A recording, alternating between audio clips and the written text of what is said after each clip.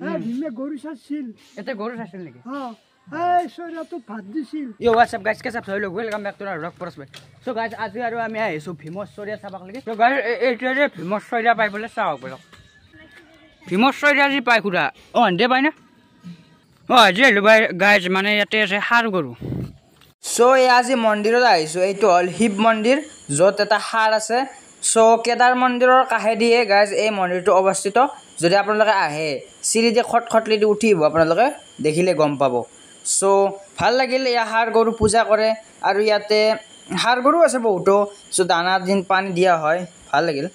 হয় এনেকৈ নামি যাব এইটো হৈছে সাৰ গৰু মন্দিৰ আপোনাৰ নামটো কি অৰেণ গায়ন এটা মানে 100 টকা মই পইচা ভীমে গৰু চাইছিল এতে গৰু চাইছিল নেকি চ' গাইজ আজি আৰু আমি আহিছোঁ ভীমৰ চৰিয়া চাবাক লাগি চ' ইয়াতে ভীমে কি কৰিছিল আপোনাৰ দেখালি গম পাব আগবিলাক চাওক ভীমে ইয়াতে বোলে পন্তা ভাত খাইছিল চৰিয়াটোত চাওক আৰু ইয়াতে ভাত খোৱাৰ ব্যৱস্থা পানী নাই পানী চ' এইটোৱে আছিল ভীমৰ চৰিয়া বাপৰে ইমান ডাঙৰ চৰিয়া দেখিছেনে ইয়াতে পন্তা ভাত বাপৰে ভীম কি নাম ডাঙৰ হ'ব বাপৰে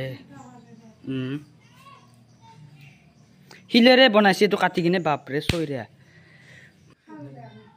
এটা ভীমে বাপৰে কি পন্তা ভাত খাইছিলে কিনকি তাহাঁতৰ হাত গিলা মস্ত দীঘল না আমাৰ মানুহে ভীমে এখনি হাতত বহিছিল কি যেন আৰু ইফালে এটা মন্দিৰ আছে আৰু ইফালে মানুহৰ ঘৰ ইফালে চৰিয়া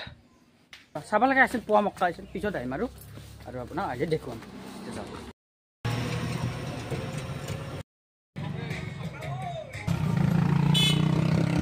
চ' গাইজ দলাঙৰ কাষত বহু কেইটামান মানুহে মানে মাছ বেচিছিল চ' মই দেখিলোঁ ল'লোঁ বল্লি চল্লি বাপৰে দৰকেন্দা চৰকেন্দা চব আছে চ' আমি ল'লোঁ গাইজ ভাংনা চ' এতিয়া মাছ চাছ লৈ কিনে এতিয়া আৰু যাওঁ বোলা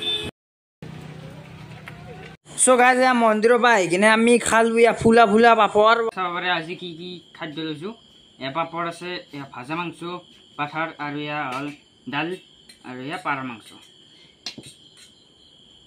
মাংস গাইজ এয়া লৈ ল'লোঁ